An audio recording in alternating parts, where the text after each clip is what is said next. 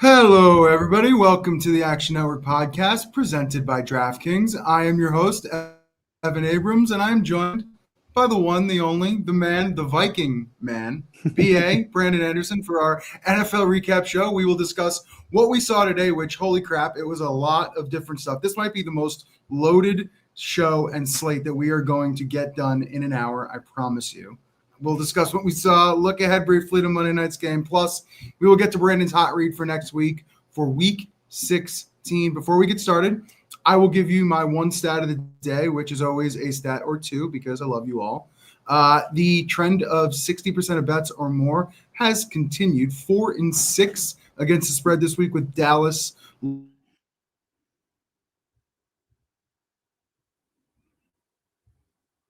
because holy mackerel, this just keeps going. 14 of 15 weeks below 500, and a lot of the high 70% bets lost today as well, one being the Bengals, et cetera, et cetera. The other fun one, which is just an interesting nugget, after the Vikings cover on the road on Sunday Night Football, this season, road teams and home teams, both 108, 108, and 1, even entering Monday Night Football in Week 15. So markets, pretty nice, pretty even, pretty good. Other than that, 6 teams won this week after trailing by at least 10 points, tied for the most in a single week in NFL history. We're going to go through most of those except for the Falcons, who overcame a 14-point deficit to beat the Bucs on Thursday Night Football. But other than that, BA, what do you got with this ridiculous slate? I didn't even mention Phil Rivers, but it's okay. Yeah, I feel like it's even impossible to try to sum up half of what we saw today because there's so many big games. I feel like the big games lived up to what we hoped for. Some of the lesser games hit. Tons of injuries today, just like really big, really crushing injuries, to be honest, especially in the later slate this afternoon. Yeah, just lots to get to. Obviously, nearly every game, some sort of playoff implication. So we're constantly updating the odds and the look aheads and how things are going. So yeah, I don't have a good way to sum it up better than the stats that you gave already. So I'm ready to just get into it and talk some Vikings town. Let's go. All right, so the Vikings win the game 34-26, cover +5 on the road. Total goes over 47.5, which, if you've not been under a rock, every Cowboys game seems to go over the total, and that's basically the sum of their season. We thought their defense was getting better, but 9, also known as JJ, carved them up tonight, did a pretty good job rushing and receiving. I think the way to start this game, no Christian Darrisaw, which is obviously a big blow, and I honestly thought he might play in this one, but we got that news before kickoff. You had the Aubrey fake field goal, which basically turned out after you do that, you can't kick field goals. He turned into a running back and then couldn't kick. Some crazy stuff tonight for his misses. You had the Javonte Williams injury. He left. He came back. He left again, kind of messing with the betting markets in this game. But aside from that, I don't know how much I really learned here. Dallas, same team I've been seeing kind of all season, and Minnesota stepped up to the plate tonight, which I think some people thought they would. Yeah, I don't think that we need to stay too long on this game for the podcast. Yeah. As a Vikings fan, obviously a great night. Fun to watch the team finally show up. I didn't think I was going to get to bring the jersey back out for the podcast, but one more time for the jersey. I mean, look, I think to me, not really consequential for the season, but one of the best games J.J. McCarthy's played in his career. Like for admittedly not a long career, but it's looked pretty dark. Like we're seeing quarterback rankings this week, and he's coming in at 32 behind the dude that hasn't played football for the last 5 years. Like, it's not great. So to go on the road, yeah, Dallas is still Dallas, but a better defense than they had been. Road environment. Dallas is so good at home. McCarthy wasn't incredible, but he was good. He made the throws. I really like, too, Kevin O'Connell's consistently letting him rip it, right? Like, he gets to that third down play, and look, the Vikings have nothing to lose. There's nothing like super commendable about that, but we've talked about this with Bo Nix, with other guys, and we'll get to Bo as well. We've talked about, like, what are you trying to prove by keeping the training wheels on? They're not doing that. Like, they're letting McCarthy go out and try to see what he can do, and he looked pretty good tonight. So I think long-term big picture as a Vikings fan, a little bit of hope, some excitement. Classic Vikings, of course, to have hope and excitement and ruin the draft pick after the season's like already lost at that point. But, they got the quarterback, hopefully. And so that's the key takeaway here. For Dallas, just disappointing. Classic Dallas, I guess you have to say too, that to kind of get everyone excited, get back into the mix, and then they're effectively out. Like they're not officially eliminated, but they're pretty close to done at this point. 6-7-1, and just a lot of chances along the way. Brandon Aubrey missed the 2 field goals, very unlike him. We played against him in fantasy tonight and made it through to the next round. So I was loving it. Loving the Aubrey missed field goals. Not a lot else here I think we need to get to. But, yeah, I didn't know why they kept this game on Sunday night when there were so many other good options today. Like, think of all the games we had that could have been the one tonight. And sure enough, it ended up kind of being a dead rubber with 2 teams that we don't need to care a whole lot about going forward. Yeah, Dallas gets the rating, so we keep them in the spot. But 10-4 to the over, best in the NFL for Dallas. And the over is 44-24 at home in Dallas since 2018, above 500 in all 8 seasons. So this is every time we are in Dallas, this is kind of what we see. And I think the defense is going to have to get better if they want to change things in coming seasons to make the playoffs and hopefully make that 30-year run to the NFC Championship change. All right, let's keep rolling here. Green Bay and Denver. Denver wins the game 34-26, covers the +1.5 at home on close. A little bit of steam there at the end, and the total goes over 42.5. You could talk probably about a million things in this game. I think the best thing to discuss would be the injuries on Green Bay's side, which is not really what I wanted to talk about, especially a guy holding a lot of Green Bay tickets. But from Christian Watson to Micah Parsons to Zach Tom to Quay Walker, it all really happened within like a few minutes, a quarter of each other, where it all just seemed to fall apart. To me, I could talk about Bo Nix, and I'm sure you will as well, about all the great things that happened there. But looking at Green Bay and Chicago, which is short rest Saturday night, that spread was 3.5 at its height, now down to 1.5 and crashing like a selling stock. So what would you look at here from Green Bay and Denver? Yeah, I think it's fair to start with Denver just because this is the game really that we have that I personally have been begging Bo Nix to go have. So I have to start there because he had it. 300 yards, 4 touchdowns, no interceptions, no sacks. No interceptions, no sacks. That's what Bo Nix is supposed to do. Don't make mistakes. Don't screw it up for us. But this was go win the game for us. And he did. 4 touchdowns. He outplayed Jordan Love, a guy that I just bet for MVP a couple of weeks ago. Bo Nix outplayed him in this game, 95th percentile EPA per play. And just in case you're wondering, 10 yards depth of target as well. So these are not just, okay, we dumped it off and we got some yak and got some big plays. No, this was a real, actual quarterback game. Credit to Bo Nix. I've said plenty of bad about him. This is the game. This is the guy that can win you playoff games. Multiple playoff games. And I think the big takeaway for Denver here, they are heavy favorites now to be the 1 seed. This was the perfect weekend for Denver. They get the win. The Colts get the loss. The Patriots get the loss. So they gain a game. They only really need to go 2-1 the rest of the way now to clinch the 1 seed. I think really big picture NFL, that's the result of the day. That's the story. Is the AFC probably goes through Denver now. 2-1 does it. And don't forget, they play the Chiefs on Christmas in Kansas City, which was looking, I thought, like a pretty definite loss for a desperate Chiefs team. We'll get to that. But Broncos will probably be favored in that game now. So huge swing for them.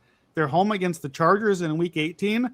That might not be anything for the Chargers. The Chargers might already be in the playoffs and resting the way that the picture is shaping up for them. So just a really, really good weekend for Denver. Great game for them. Story of the game to me, outside of the injury, which I'll get to in a second, red zone. Denver 4-4 in the red zone. Green Bay 104. That's it. That's the game. The stats aren't really that far off. Obviously, Bo made the plays and Love didn't, but just settling for field goals in the red zone, that came to be the difference.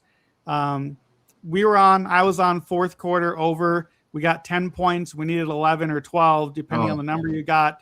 Bad beat. Micah Parsons' injury, which we'll get to, got hurt with like 40 seconds left, so they stopped the clock. Otherwise, they were just going to like run it down and get one more play and go to the fourth quarter. Instead, zeros on the clock in the third quarter. We get a touchdown. And otherwise, we would have gotten those points in the fourth quarter. So that kind of stunk. Probably, fourth quarter bets. You're going to live with that sometimes. Parsons, man, that stinks. Micah Parsons is so good and so fun to watch. And it looked bad right away. It's one of those non-contact. We all know as football fans, you don't love the non-contact thing. It looks like torn ACL. Honestly, pretty devastating injury for them. There's no ways around it. Remember, I was Micah Parsons Defensive Player of the Year. That obviously is cooked at this point. But I was big on just how much we should believe in Green Bay getting Parsons. Remember, I had them jump from 17th in defense to top 10 before the season. And then they've kind of been back and forth. But I now have them dropping just that much as well because you have to. And that's just Parsons. Christian Watson, honestly, could be a pretty big miss as well if he's actually out. I know that's probably NDSU bias a little bit, but he's been really good. He's been really the go-to guy for them with Jordan Love, the big downfield threat. You mentioned Zach Tom.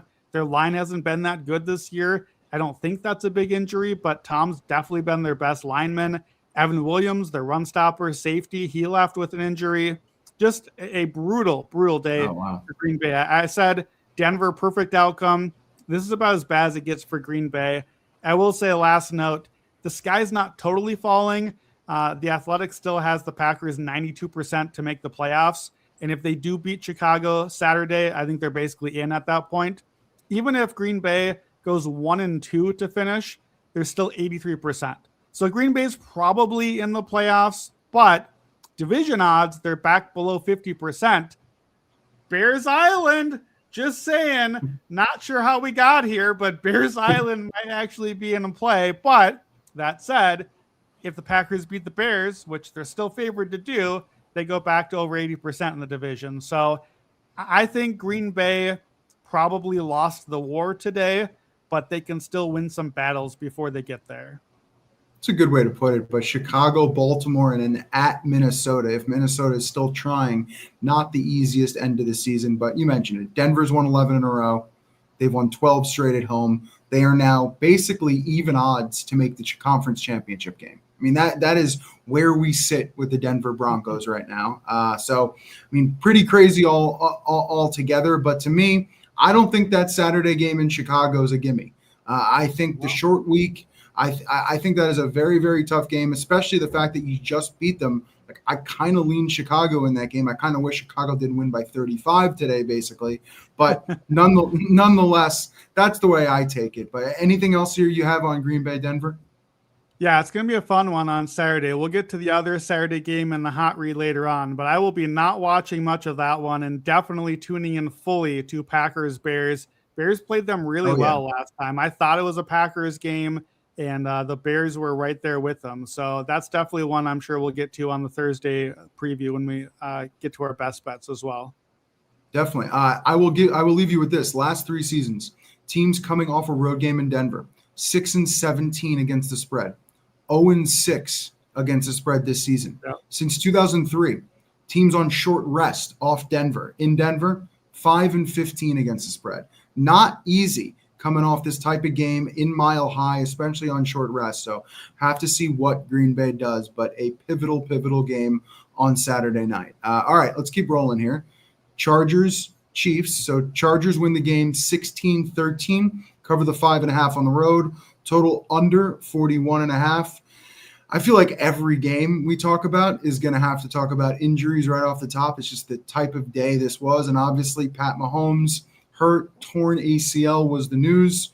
I mean, listen, there is a ton of different angles to take on this game. On the favorites earlier, we talked about this exact same injury. They asked me my opinion on it. I said, listen, dynasty not over, but I think dynasty on hold. Like, I kind of believe that this offseason, they need to add a bunch of pieces. And I don't even think it's a one offseason thing. I think they need to retool both the offensive line, some of the pass catchers. And, I mean, people are talking about, should we call Brady? Should we, like, I just, listen, right now, I assume Pat Mahomes, if he wanted to, given the situation, could be back, like, what do you think, like week 4? I mean, I don't know if you're pushing him for week one at this point. I think he's talking about different surgical procedures, different this, different that. What we've seen from Kansas City this year, lost 7 games in their first 14 first 15 as a favorite. Like, either way, not pretty. But I mean, what do you make from this game other than the fact that I'll say this, the Chargers were hitting really hard in this game, from Worthy to Rice. Like, they were knocking KC on the ground. It kind of, this is a weird thing to say, kind of felt like the Chargers wanted it more. And that just made no sense to me. Yeah, it's hard. Like you said, the dynasty is not over, but this version of the team, this probably is finally it. We probably finally have to let this version go. And look, that's when a version of a dynasty ends. It doesn't usually, like, it doesn't go down swinging always. It sometimes goes out with a bit of a whimper. And so I feel like that's a little bit what we saw today. Some of those injuries, some of those big hits, I kind of thought that those were on Mahomes. Like, we saw that last week too. He's getting a little desperate and hitting his guys over the middle and setting his guys up. So I don't know. Like, in some ways, just as a fan of football, and we've had so much Chiefs for so long, and we've all year, like, they've been in a hole from the beginning. They lost the first game and they've been trying to dig out of a hole. And we as analysts have been trying to figure out, what do they have to do to get out? It's over. It's literally over. They are out. They're eliminated. The Chiefs are out. And they're really out now because it's Gardner Minshew the rest of the way. So, look, I had the Chiefs still 4th in my power rating into today. Even as they weren't a playoff team, I still had to give them credit game to game as still being one of the better teams in the league. That probably was wrong in hindsight because they can't get these wins week after week. But it doesn't matter now. Like, they're clearly not even bottom or top half of the league. Ironically, the defense really looked pretty good the last couple weeks. Like, the defense played Chiefs caliber, Super Bowl caliber type defense for them and kept them in this game. Chargers, look, I guess this has to be a Chiefs segment, but I can't say I was expecting the Chargers to, in a 6-day window, beat both Super Bowl teams, Chiefs Eagles, by 3. I thought they'd lose both of those games. They got both wins. They're probably in the playoffs at this point. But not great to score 16 points. Herbert on the run at all times. Get the win, but not the greatest showing for them. With Mahomes into the future, I can't say I'm that worried. Like, the ACL in 2025 is not a death sentence like it felt like 10, 15, 20 years ago. Honestly, I would expect week 1 at this point. Until we hear otherwise, I just think he'll be ready to go. If it's something more than that, and we'll see, we don't know if it's partial or full. We don't know what sort of operation and surgery they'll need to do.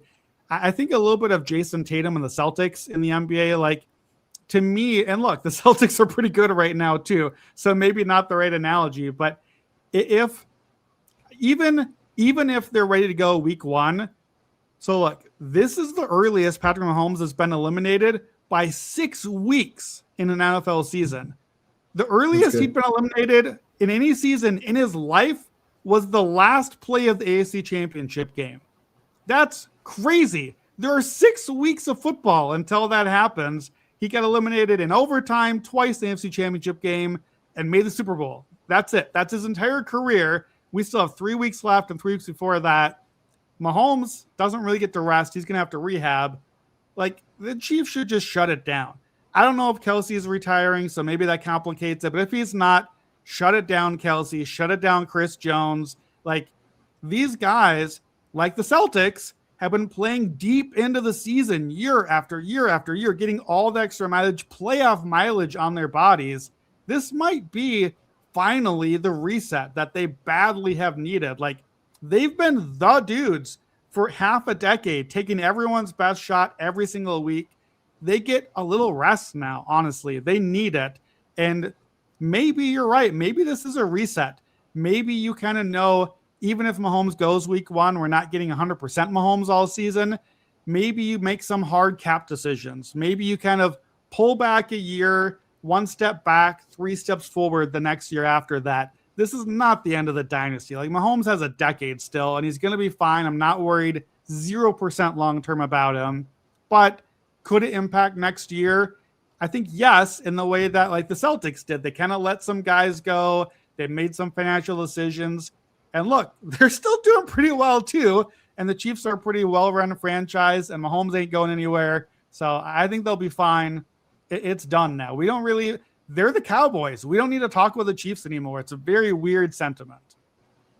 The thing that really got me, obviously watching the end of the game, probably very minuscule in terms of the bigger impact and next year and everything that matters to Kansas City. But Minshew really shouldn't have thrown that interception. And they really had a chance to kick the field goal and kind of figure out what the heck happens. I will say this, that line, they're in Tennessee next week. The look ahead, or the line was 10.5, down to 4.5, now down to 3.5.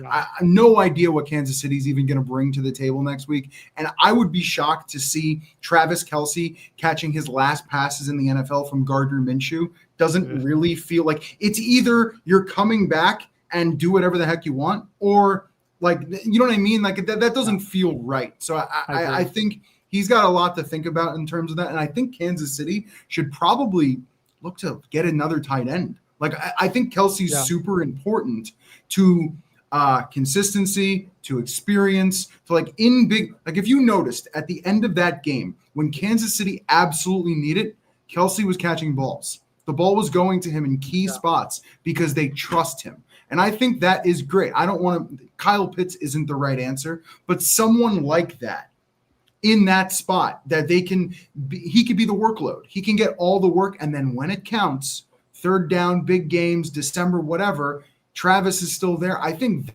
that's something that is doable, or something that is possible for them. So that's the way I look at it. But Chris Jones falling apart, everyone just needs to shut down and kind of move on. I had mentioned it. The Chiefs have lost 7 games as a favorite this year, tied for the most for a team first 14 games since 1990.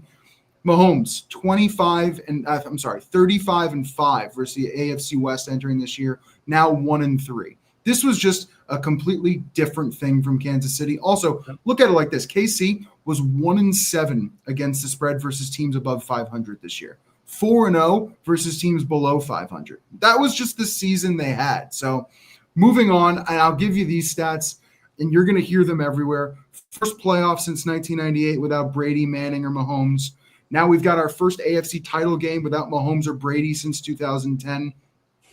All the stats are going to come out there, and they're all just the new era of the NFL. And honestly, I think for this playoffs, I don't think it's a bad thing. So that's the way I look at it. But anything else with Chargers Chiefs? Yeah, you mentioned the late Minshew interception. I agree, inexplicable, you can't do it. But guess what? On the drive right before that, the other quarterback threw an interception just as inexplicable at the 1-yard line, already in field goal range. That was Mahomes. That's been the Chiefs season. Mahomes wasn't good enough, and he didn't get the help. He certainly needs the help. Our producer David says, get David Njoku in here. Certainly they got to get somebody that can be on the same page. Kelce is physically shot at this point, but it's just the way that they know exactly what each other are doing, and Mahomes doesn't have trust in his receivers. And we saw that a lot throughout this season. Big drops again today, Rashee Rice, big drops again, but he wasn't good enough either. It's everything. You don't get eliminated as Super Bowl favorites 3 weeks with ready to go. The line injuries, again, the fourth tackle got hurt today. It's everything. It's all over the place.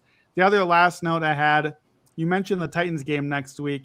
Weirdly, all this Chiefs nonsense might have a pretty big impact on the draft. The Titans and the Raiders still play the Chiefs and suddenly might accidentally win those games. And that could really change. The Chiefs might accidentally lose a game to the Raiders and accidentally not have the number one quarterback be on the Raiders a year down the line. In the AFC, weirdly, we talk about all the good quarterbacks are in the AFC, right? Well, if the Titans and Raiders accidentally beat the Chiefs and drop down the race, maybe this kind of weirdly pushes some quarterbacks over to the NFC and then resets the draft order a little bit. So only I'm coming in with draft order response to Chiefs Mahomes news, but I think it's in place. Something to keep an eye on here. I don't know. I don't know if the Raiders could even beat Ohio State or Indiana right now, but we're going to have to see how that all goes. You can bet number one draft pick. So we can make this actionable. Maybe look for an NFC team and the number one pick. Maybe it's the Giants. Maybe they'll finally come through. Giants Raiders in a few weeks. Can't wait for that one. All right. Bills, Patriots. Oh boy. Buffalo wins the game 35-31, cover -2.5 on the road, total over 49.5. I'll just start with this. I want your thoughts on it, and then we can go into a little bit more. But it seems like New England fans didn't love some of the referee calls in this game. I don't know if you are up on some of those discussions, but have you seen any of those comments? I'll be honest, I didn't see a lot of that. Fill me in a little bit. I mean, it's just to the fact that I think a lot of the calls that were made in this game in favor of Josh kind of pleading to the refs, allowed Buffalo to get back in the game in a few areas. They're pretty pissed off. There's a lot of social media stuff going on. To me, this was just what you scripted out. Like, this is what we've seen week to week from both of these teams. The only thing I'll say is this, from a positive standpoint from New England, I really did like their run game this week. And that was one thing I think I was very questionable about going forward. And usually hard to win in December, January, and hopefully February if you don't have a run game. Stevenson looked good.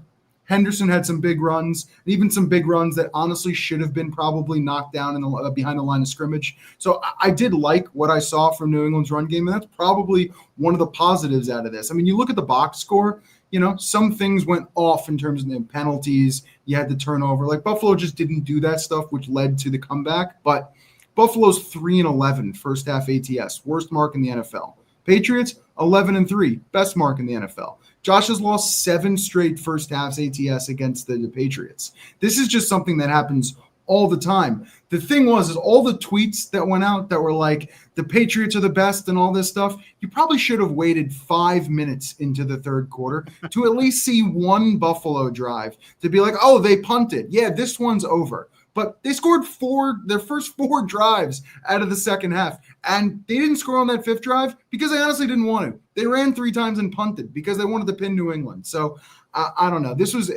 I've never seen a game a more tale of two halves, and that's kind of what we got here.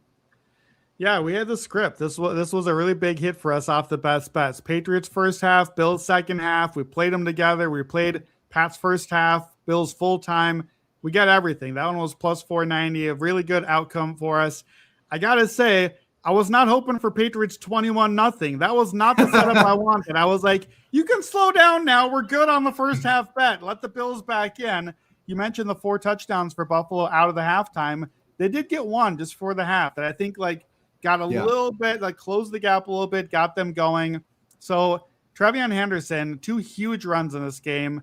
I'm trying to look here. What is it? 65-yarder in the second half on a 1-play drive, and then a 52-yarder in the first half. Only 12 rushes, 34 yards outside of that. So those count, but that's not a great line. But that's Trevion Henderson. That's what he brings to the table. It's true. He is now, I see at DraftKings, Trevion Henderson is the new Offensive Rookie of the Year favorite right now. Wow. I don't know if I'm there on that. That feels reactionary to this game. I don't know that that's for me. I still feel like Ted McMillan, third in the odds, seems a little bit more likely to me. I know he didn't do a lot today, but the Patriots run game was good, but they didn't stick with it. This is what's happening in these Bills games. That's what happened with the Bengals game too. The Patriots end up 5.4 yards of play, even excluding those 2 long runs, but they didn't stick with the run game. They were successful in the run game, but they passed the ball twice as much. Drake May finishes with negative EPA on passes against a beatable pass defense. I think this probably cost him MVP. The market right now agrees with that Stafford is minus 300 and a clear favorite now. They were 59% success rate running the football, 100th percentile by EPA per play running the football against a team that we know you should run on, but they didn't stick with it. Only 22 runs, way too many passes, and their MVP candidate did not come through today. Josh Allen did enough. James Cook ran the ball. Buffalo committed to running the football and actually did the thing. And I feel like that was kind of the swing in the second half. Buffalo played the way it wanted to and got away from it early. The Patriots in the second half, outside of that 65-yard touchdown run, which is kind of a broken play, right? He went to the right and swooped all the way back around to the left and got into space. Other than that play, they ran 17 plays in the second half for 15 yards. Less than a yard per play the entire half, other than the 1 long touchdown. So man, I don't know. Sean McDermott, what are you doing? We thought the defense was cooked. I'm getting texts at halftime. The Bills can't stop a nosebleed. They're never going to stop them this game. And then they completely shut it down outside of one broken run. So I'm not so too worried about the Patriots. You split with the Bills. That's fine. But these are the only two games we really have as measuring sticks for this team. So if the Patriots came into the day as the MVP possibly favorite and as the 1 seed possibly favorite, okay, well, this has to be a different version of that team. Like, we know the Bills are not the best team in the league this year. If you're playing them basically even, then we have to lower our opinion of you. It's a weird world we're in now, but that's kind of where we're at on this team. Big picture, Patriots will still win the division. This is one, I said this a few weeks ago about Eagles and Cowboys. I think after the big same sort of comeback, I said big picture doesn't really matter all that much. The Patriots still clinch the division if they beat the Jets and the Dolphins, which they probably should. They should be fine. The Bills are still going to be the 5 or the 6 seed. I don't think much really changes out of this.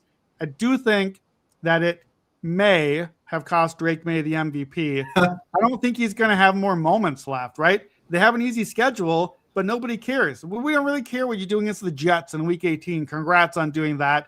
It's Stafford's to lose now on Thursday. He might lose it against Seattle. I think if the Rams win that game, I think that's probably it for MVP. But yeah, a really fun game, probably the most fun back and forth game of the day, and the big comeback on a day of a lot of comebacks. But yeah, it to me, the Patriots have been a team that I have not gotten anywhere near power rating on them to a top of the league team. And that's sort of what it felt like we saw today. I don't even know that this is a top 10 team necessarily. I think they're good. I just don't think they're great. And we saw some flaws come through today.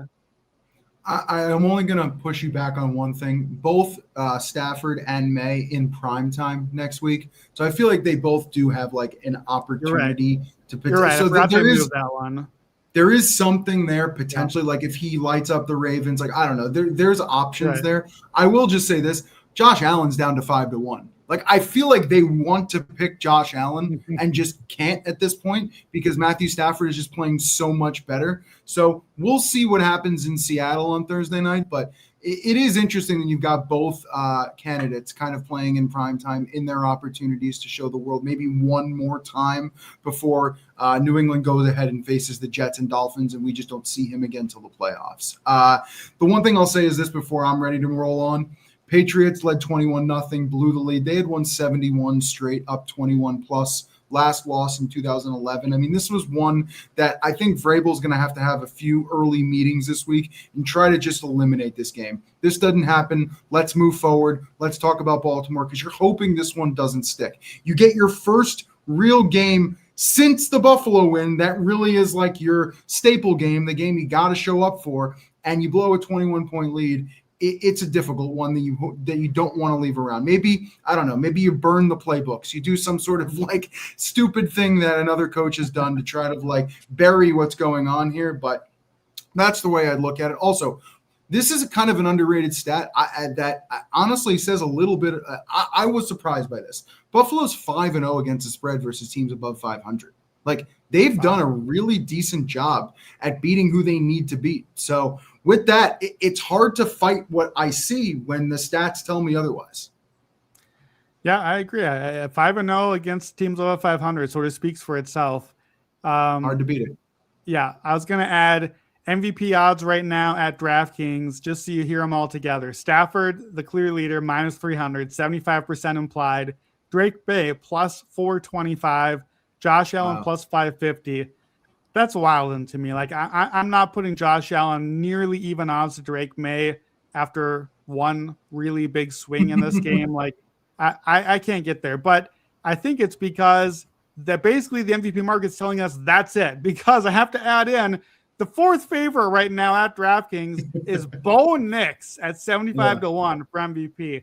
Reaction, anybody? I think that's that a little bit. But to me, that just tells me we're down to really three options. We don't really want to give it to anybody. Like, we're not really finding anyone running away with it. But that's why I think if the Rams go to Seattle and get the win Thursday night. I think that effectively locks in the 1 seed and all realistic outcomes, with the Packers loss adding on to that. And I don't think Stafford even has to be that good. I think they just have to win the game, lock up the 1 seed. The Broncos are not going to have an MVP. Sorry to all the Bo Nix truthers. Like, I've said enough things about him on this podcast tonight, but that we can stop before MVP.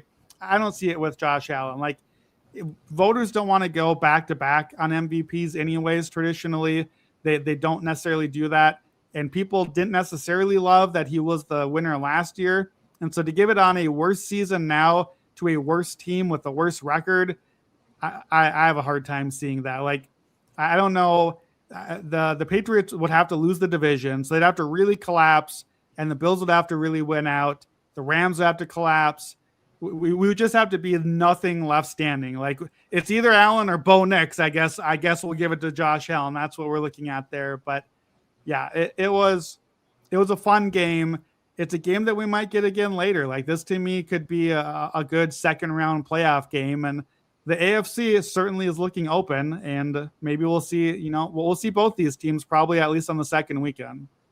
All right. Speaking of the MVP favorite, Lions-Rams. Rams win the game 41-34. Cover -5.5 at home on the close, total over 54.5. I don't want to call it a career achievement award, but it kind of is, plus the fact he deserves it. Like, it's a career achievement award on one side, but it's also, if that didn't matter, he would still be the MVP favorite at this point. So both things working together, kind of difficult to see how Stafford would blow this award at this point. So I kind of believe it's his. But I think the biggest storyline, again, with this game would be Davante Adams. Like, short week, he's probably not playing in Seattle. That would be a guess of mine. I mean, who knows? I don't think we've heard exactly where we are with the injury, but based off the hamstring, based off how it looked, that's the assumption. So if it's just Puka out there and Stafford does his thing, even more impressive. If they lose the game by 7, 8, 10 points and he doesn't play well, I think the voters would kind of forget that Davante didn't play. I think it's just a part of the resume. So I think it's a bit of a tough spot. But to me, probably the best thing I can take out of this game from the Rams side, unfortunately, would be the Davante injury. On the other side, I mean, they did a great job coming back in this game. Detroit led 24-14 near the end of the first quarter. You turn around in the middle of the fourth quarter, it's 41-27 Rams. It's a 27-3 run in the middle of this game that Detroit just seemed completely out of whack. And that's with Amon-Ra first half going 11 targets, 9 receptions, 127 yards and 2 touchdowns. And the Lions end up not covering the game. Almost seems unfathomable. Yeah, I think I'm going to take a little bit more than you did about the Rams. They put up a 99th percentile success rate in this game. They were downright dominant, 60% success to 36%. That is a huge, huge margin. When you see those graphs of did we deserve to win, the Rams should have won by a lot more than what they did. Their offense just continues to do crazy things. And defensively, look, they got lit up in the passing game. I picked Detroit in this game to stay close and possibly be able to win. I thought physicality in the run game would be the calling card. We know how good Montgomery and Gibbs are together. 20 runs, 70 yards, 1 touchdown between the two guys. That is a win every day of the week for the Rams defense. So their run defense held up. Their offense is so good. To me, in my matrix ranking rosters and teams, the Rams lap the field offensively. Like, I have them, just the offense alone is worth about 2.5 points of the spread more than any other offense in the league, just on offense. And then they're still pretty good at defense. And that's from number 2 compared to all the rest of the teams. Like, put it this way. I have the Lions as a top 5 team in the NFL right now. And the Rams just beat them by 24% success rate. 1 out of every 4 plays they ran was successful that Detroit's wasn't. Like, this scoreline doesn't really show that, but we keep looking for who is the top team in the NFL. This is a sort of beatdown statistically that shows who the answer is. If you're doing that to a possible top 5 team, which, by the way, the Lions might be top 5, but they might be our next Chiefs if they're not careful. They're back out of the playoffs now. They're the 8th seed now, and they probably are hoping Green Bay slips. Like, that's might be the best shot right now for them to get in, because there's just not a lot of space over in the NFC. They're down to about a quarter of about 25% chance to make the playoffs. Now they play Pittsburgh, at Minnesota, at Chicago. Those are winnable games. I'm going to certainly like Detroit in those games, at least straight up. They're 95% playoffs if they win out. So if they can just win those games, they'll probably be okay. But we've been saying that about the Chiefs for a few weeks now. And I'm starting to get that feeling a little bit here. I agree with you on Devontae. I don't think he plays this week. And I'm going to go a step further. They sound optimistic. You don't play. He was already on a hamstring injury. He was already not necessarily practicing because of it. This is a second injury to a hamstring for a receiver. I think he has a very low shot to play Thursday. Just my personal opinion, not a doctor. I think we might not see Davante Adams until the playoffs, because if he doesn't play Thursday, I don't know if they really need him after that. Like, I think you just want to get him healthy, and they got bigger things to worry about than a few regular season games. If they win Thursday, they're probably the 1 seed. They don't really need him after that. If they lose, they probably aren't the 1 seed, and they just want to get healthy for a playoff run. I think we might not see Devontae again. I was looking at touchdown reception, like touchdown receiving market, because he's ahead. He's at 14, I think, but Almon's up to 11. We got a Trey McBride ticket. He's at 10 after a couple today. It's possible. We only have 3 games left, but I don't think we see Devontae Thursday or anytime soon, personally. I mean, you could definitely tie and get some of that money off that. So that's definitely possible. I think that's the right call. I mean, Detroit at home next week against Pittsburgh will be on short rest. Detroit right now is a touchdown favorite in that game. And, of course, you have the famous Detroit off a loss, where they've now won 15 in a row, 14-1 against the spread. That's the crazy one to me. Detroit has now alternated wins and losses in their last 10 games. 10 games, winning outright after each loss. I mean, there is literally zero consistency in what Detroit is putting together right now. And again, Pittsburgh at Minnesota on Christmas. Merry Christmas for that one. And then I think their hope is that Chicago game at the end of the year doesn't mean anything for Chicago. Like, I think they want Chicago to win the division at this point. I think it'd be easier, because I think you want that game to just not matter to them.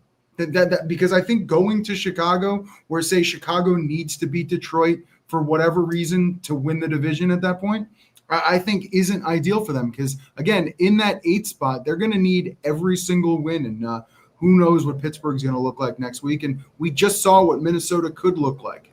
So a little bit of a tough one to me there, but difficult. Also, we said this about the Patriots, but since the start of 2024, Detroit's 21-0 straight up when leading by 10 plus, obviously losing today's game. Their last such loss was the playoff game against the 49ers. So definitely not memories that they're looking for. But to me, that's what I got here. That's Rams and Lions. Yeah, that's Rams. There's Seahawks next. Let's go to the Seahawks game, a.k.a. the Phillip Rivers return. All right. Seattle wins the game 18-16. Indy covers the plus 12.5 on close on the road. Total goes under 41.5. I mean, Indy leads 13-3 at half. Seattle, 1 of 6 on third down in the first half, 80 total yards. Colts have 9 more minutes possession in the first half, 14 more plays. It was literally exactly how Shane Steichen probably would have wanted to write it up, is exactly how it happened. And I think going down the stretch, you even got Rivers out there, 2-minute drive, trailing in the game, ready to roll, ready to do his thing. So I think Indy couldn't have asked for a better opportunity to try to steal one. And unfortunately, a bunch of long field goals and a bunch of things happened that just, you missed it by a few inches. Now, if you want to look at Phillip Rivers, and then I'll toss it to you, 18 of 27, 120 yards, but Amir Abdullah led Indy in receiving yards and receptions. Rivers was 2 of 8 passing, 10-plus yards downfield. His ADOT today was 5.3. I mean, I think we have a realistic expectation for what Phillip Rivers is. He's not going to make too many mistakes. He's going to make the smart play. He's going to, and this might be the most important thing, he's going to motivate the Colts. The Colts as a whole team felt lively today. They felt and especially the defense, like they as a team felt like, we're going to do this don't know if that disappears because they stayed in the game. They played really well. Maybe they should have won the game. Now, next week, they're like 5.5, 6-point dogs on Monday Night Football against the 49ers, which is going to be an absolute, utter spectacle. But that's how I felt today. I felt Indy was extremely motivated.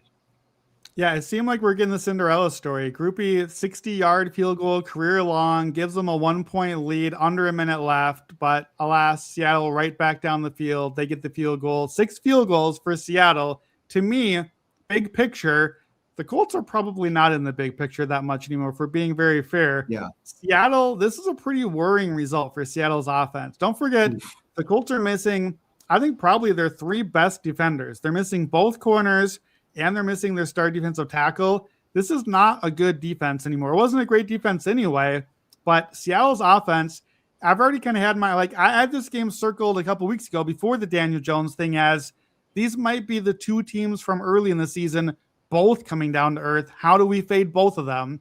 And Seattle gets the win, but nowhere close to covering. Never, ever had a shot to cover the 14 in this game or whatever it closed as.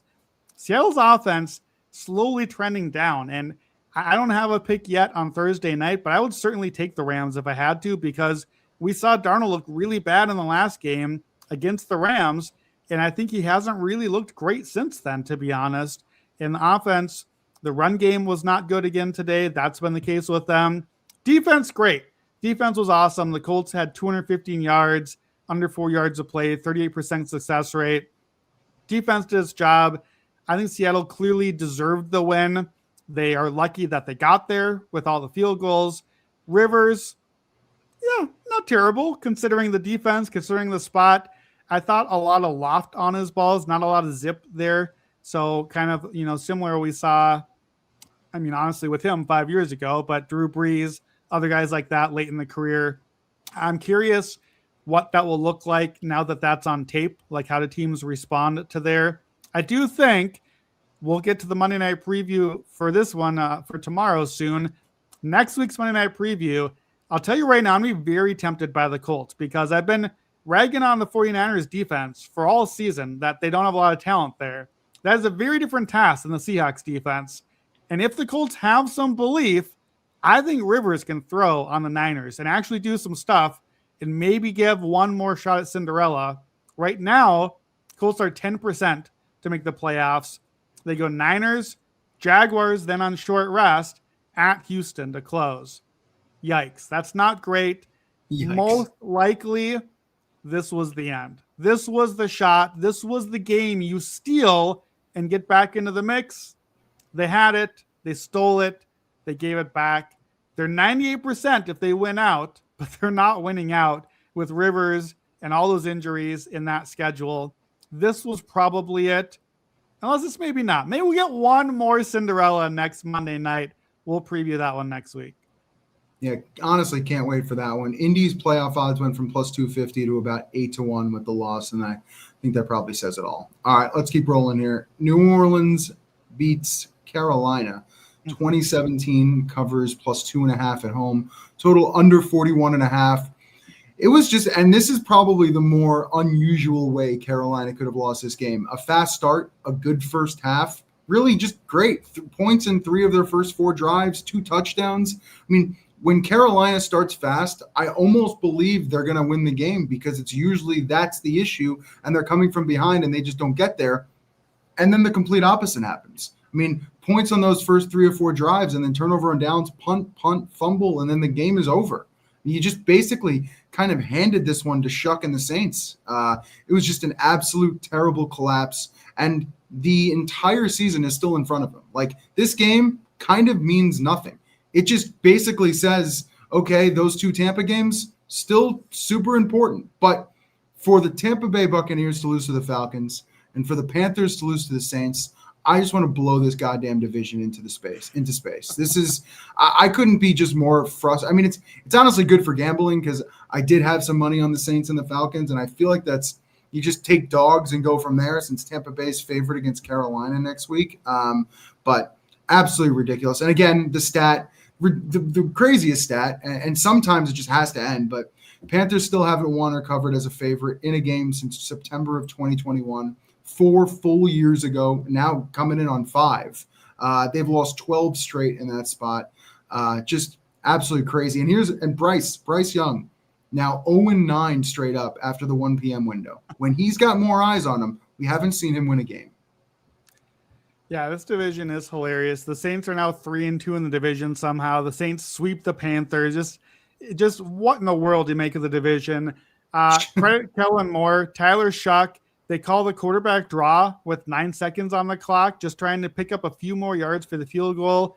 And Shuck gets absolutely demolished. And so they get the 15-yard penalty out of it. Charlie Smith, we did get our Cinderella story. The Irish kicker, who they just signed a couple weeks ago, comes in and hits the 47-yarder for the win. I think Tyler Shuck probably has won the job for next year. They've gotten a couple of big wins here. And look, those wins are knocking them out of position to get the quarterback they're trying to get. That's what happens when you're the quarterback and you win the games. You literally win your job because they don't have the pick anymore. I thought the Saints were way better on the game. 52% success rate to 37. Like, that is a clearly better team for New Orleans. And I disagree that this isn't meaningful. A division loss for the Panthers, like, this changed everything. They were win this game, and then you can win either Buccaneers game. Week 17 in between didn't matter for either team. Just beat the Bucs 1 in 2 chances, and the Panthers were home free. They blew it. You saw the look on Bryce Young's face. You saw the look on their coaches. Like, they can't believe that they had this one. Carolina now goes Tampa, Seattle, Tampa. They got to sweep the Buccaneers now, not win one of them. The Bucs are immediately back to 76% to the playoffs. They go 95% by winning either Carolina game. I think it's over. I think this is it for Carolina. I think the dream was alive for 3 days. 3 days the Panthers had, and they couldn't even get one win over the Saints. This is an absolute failure by them. And they were right there. They had this handed to them, and they just said, no thanks. You take it back, Tampa Bay. So for all the disaster of Thursday night, it just all doesn't matter for Tampa, but it does matter for Carolina. I think they're absolutely cooked at this point. Yeah, that's fair, because the Bucs can lose to Carolina this coming week and still win the division if they win in Week 18, and the Bucs beat Miami, or the Panthers lose to Seattle, and the Falcons lose one game. So options there, but you're right. The percentages do kind of tell the story. All right, let's keep rolling here. One more before we get to just the scores. Ravens, Bengals. Ravens win the game 24-0. 24-0. Covering -3 on the road, under 51.5. I mean, I think the funniest way to kind of look at this, because I think the Burrow stuff is a little sad, especially the last 2 games. He's got 4 picks. Like, he looks very dejected. Obviously, the Bengals are eliminated. But the story out of Cincinnati was that they didn't clear the snow off of the seats for the fans for really the coldest game in Bengals home stadium history, and then went out and got shut out in a division game. So basically ruining any opportunity for the fans to have any type of great atmosphere all over the field. It just felt like one of the more dejected. Honestly, I'm not a fan of Zach Taylor, never have been, but this is getting a little ridiculous. Like, something has to give for the Bengals in Cincinnati, but the whole story here is just a sad bunch. That's the really way I looked at it. Like, from T. Higgins not playing in the game to Chase being frustrated and still ending up with like 130 yards. It was a mess all over the place. Yeah, I mean, look, we've said a lot of terrible things about the NFC South. I think the AFC North deserves pretty much the same credit for this particular season. The Bengals were terrible offensively. Joe Burrow, not good enough. The numbers are not good in this game. I think the Ravens were even that great, but how do you be not that great and win a shutout game against an offense as talented as Cincinnati's, even without T. Higgins? The Ravens only ran 40 plays in this game. Now, they averaged about 8 yards a play, but they barely even had the ball, and it was still kind of competitive. Like, it was still 17-0 early fourth quarter. Like, that's not close, but we've seen teams blow that lead, and then Burrow throws another pick 6. Pretty cool. Like, you get the interception, and he immediately looked to hand it off to the guy to streak down the sideline. So we at least got one cool play out of it. It's a bummer, though, that's the cool play we're looking for in Ravens And Bengals, that's the play in a game with Lamar Jackson and Joe Burrow. That's kind of the state of where these teams are at. I think Ravens basically now are back to 50-50 for playoffs if Miami wins tomorrow. Otherwise, 35% if Pittsburgh wins. More or less, this is the game they needed to get, a division game. And it looks very likely to me that Steelers-Ravens Week 18 is just going to be a playoff game. Just schedule that in for Saturday or Sunday night. We're getting it as a standalone. One of them gets a home game, and we're going to have to see who earns it on that one. Nothing else matters a whole lot in between. I'm done with Zach Taylor. I'm done with the Bengals. I don't know how you possibly run this back again, but it's the Bengals, so they probably just will. And the Bengals play, I think, the Dolphins next week, of the two teams that are not definitely out, but are definitely out in the AFC. It's just going to be so Bengals to go out and have Burrow put up 5 touchdowns and be like, the Bengals, the team nobody wants to face down the stretch or in the playoffs. Well, guess what? Nobody ever has to, because they're never in the playoffs. I'm so sick of this team. Yeah, Miami, Arizona, and Cleveland. So they won't even be ruining dreams, because all those teams' dreams are kind of toast anyway. Are now 16-0 straight up in weeks 15 through 18, and they play the Patriots next week on Sunday Night Football. So that's going to be a fun one. All right, let's roll through some scores. Washington beats the Giants 29-21, covered plus 2.5 on the road. Total over 45.5. Since the beginning of the 2023 season, this was the third time the Giants have been listed as favorites. They're now 0-3 against the spread in those games. Just absolutely crappy. And the other thing, Raiders shut out this week, Bengals shut out this week. Well, Commanders were shut out last week, and they did the job.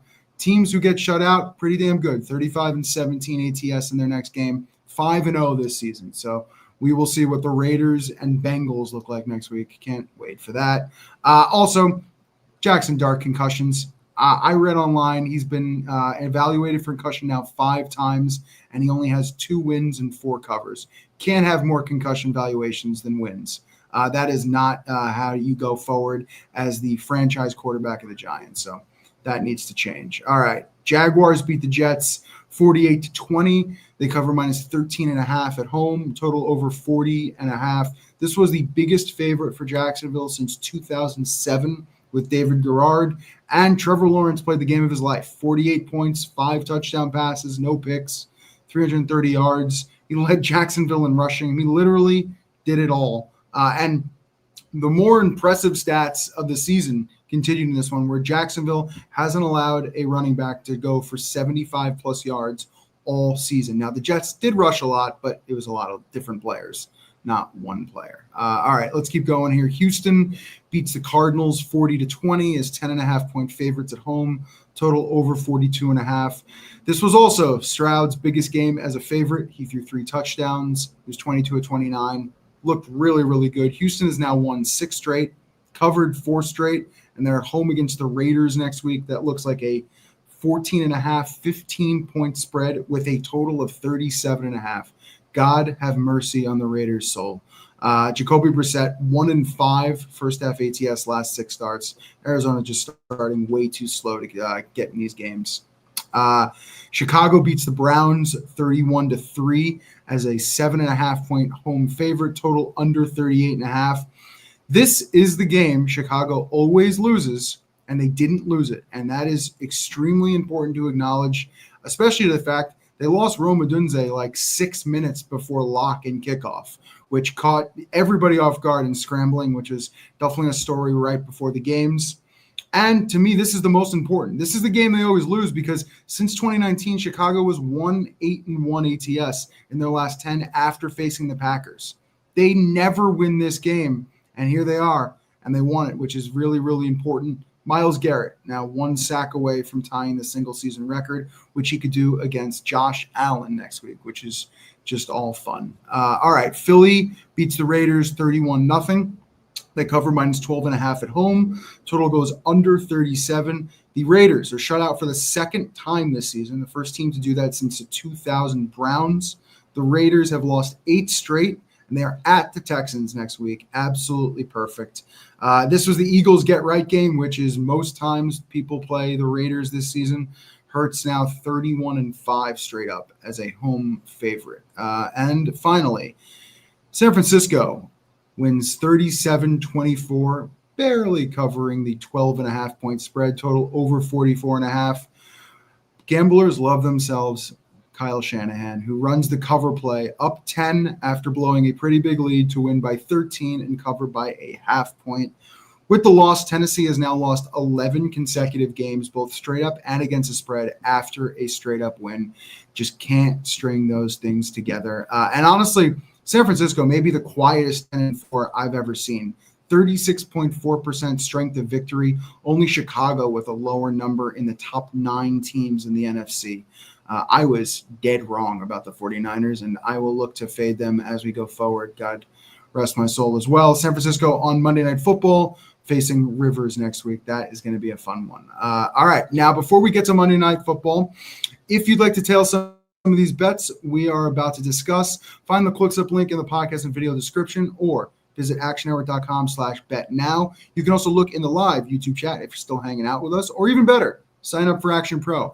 Action Pro users get real-time alerts as soon as experts like Stuckey, Brandon Anderson, Chris Raybon track picks in the app. You'll also get real-time money percentages to see where the smart money is flowing, and access to our NFL player prop projections powered by Sean Kerner. And I'll add one thing. The coolest thing about the prop tool, it's got live props as well. So if you're sweating during games and want some action, all that stuff updates. Really, really cool stuff. Just go to actionnetwork.com/pro to get started and use promo code POD20, POD20 for $20 off an annual subscription.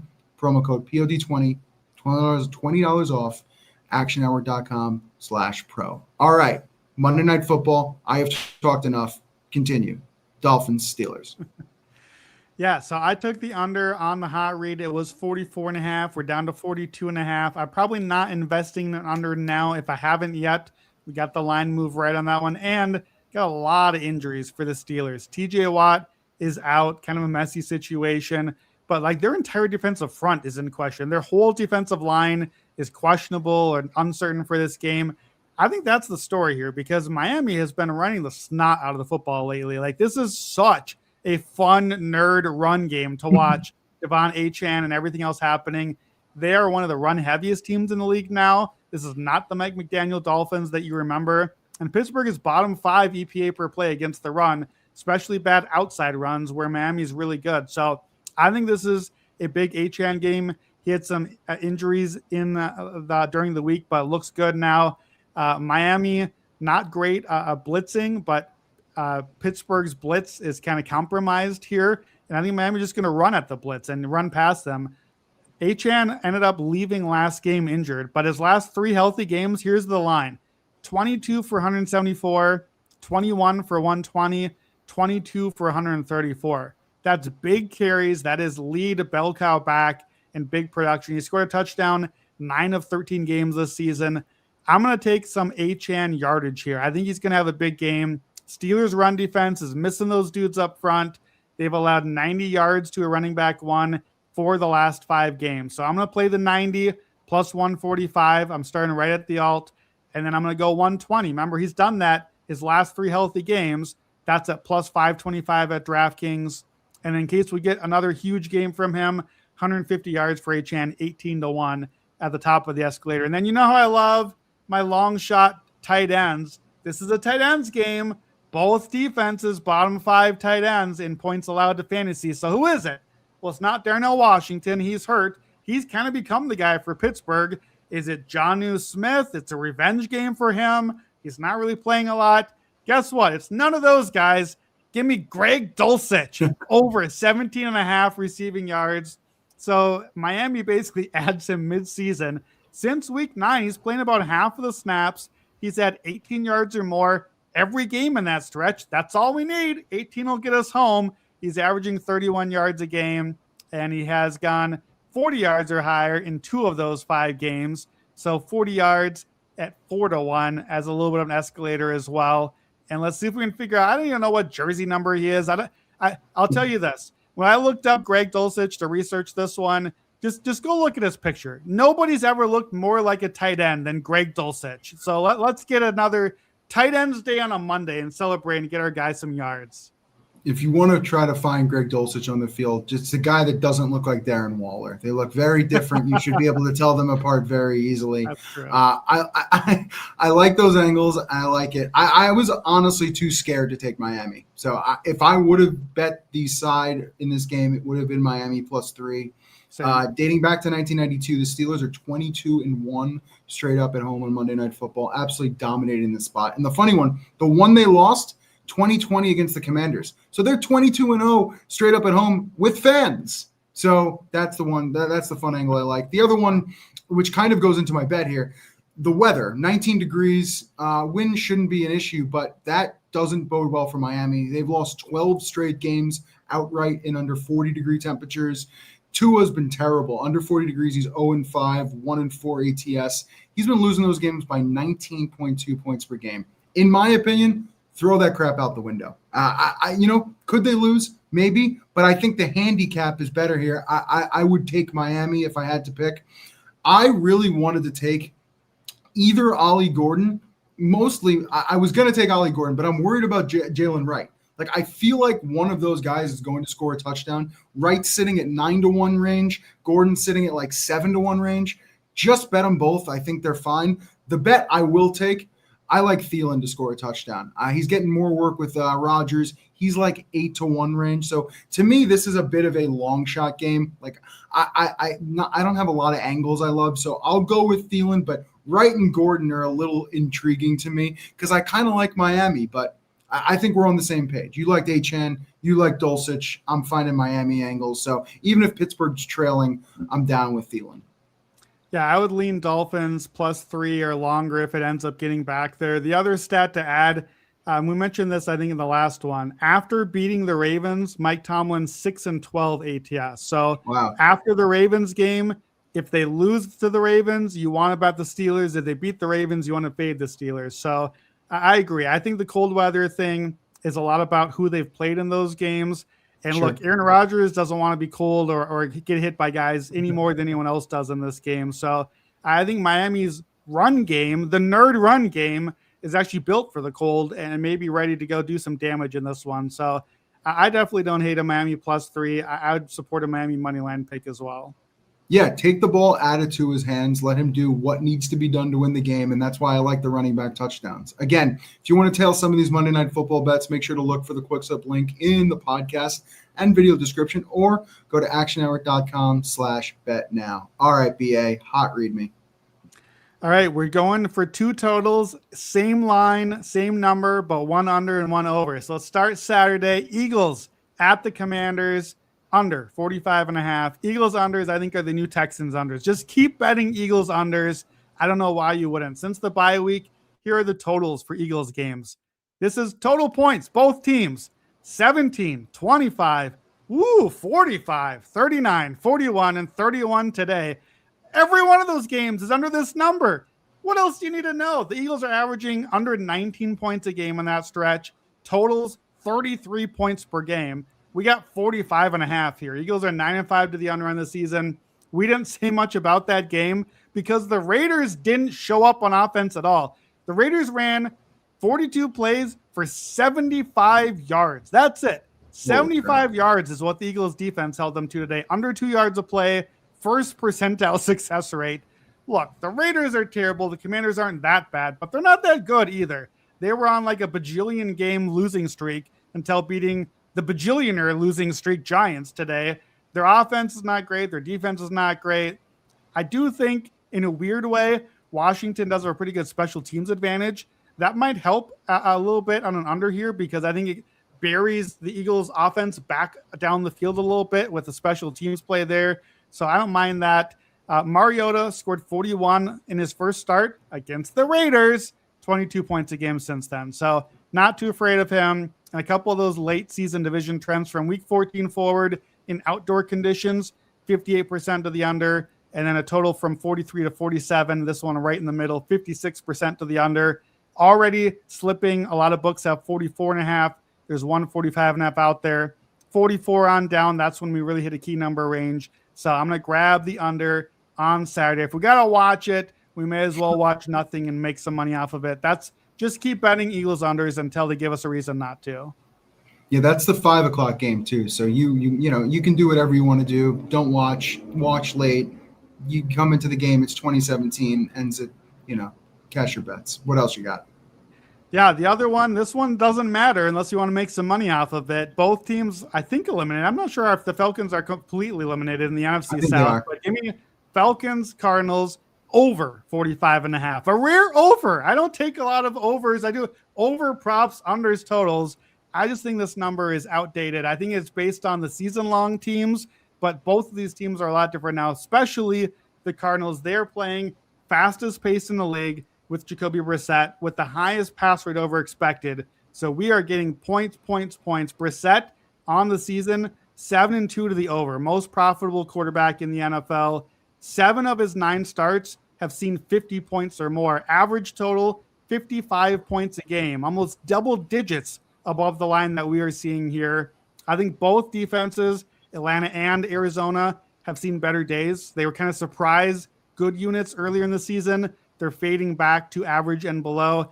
Atlanta's pass defense in particular has fallen. That's not great against Brissett. Michael Wilson, Trey McBride, another monster game today. He should be good again. And then Cardinals defense has just been trash lately. Like, they're just getting housed by teams. I think Atlanta should be able to run on them. I just don't see a lot of stops in this one, and neither team really even cares at this point. So to me, why not just go out and put on a show for the fans and get some points? Gannon home overs have always been a thing as a head coach. 18-6 to the over as a home coach, 75%. This number was 45 this morning. It's 45.5 here, 46.5 some books. 47 is the most important key number for totals. So I'm going to grab the over here and then probably do nothing else with this game and just hope we cash it and move on Sunday. Yeah, bet this as soon as you can. I see it kind of rising as well, 45.5 up to 46 in some places. So get in while you can. All right, that'll do it here on the Action Hour podcast for our NFL Week 15 recap episode presented by DraftKings. Give us a like on the YouTube video before you take off. We really appreciate it. If you haven't yet, check out our new AI Quickslip bot on X. Just tag Playbook at Playbook. Tell it to grab whatever bets you're looking for, and it'll create a quick slip link for you in a matter of seconds on the X platform. Super simple. We will be back for Action Island before Monday night's game right here on Action Network's YouTube page, as well as more NFL best bets from Brandon, the six-pack from Raybon, and new father, Stuckey. Anytime touchdowns and more on the podcast feed next week for the holidays and New Year's, and as we get to the playoffs. Thank you for listening. Good luck with all your bets. 3 weeks to go, everybody. Cherish it while it's here.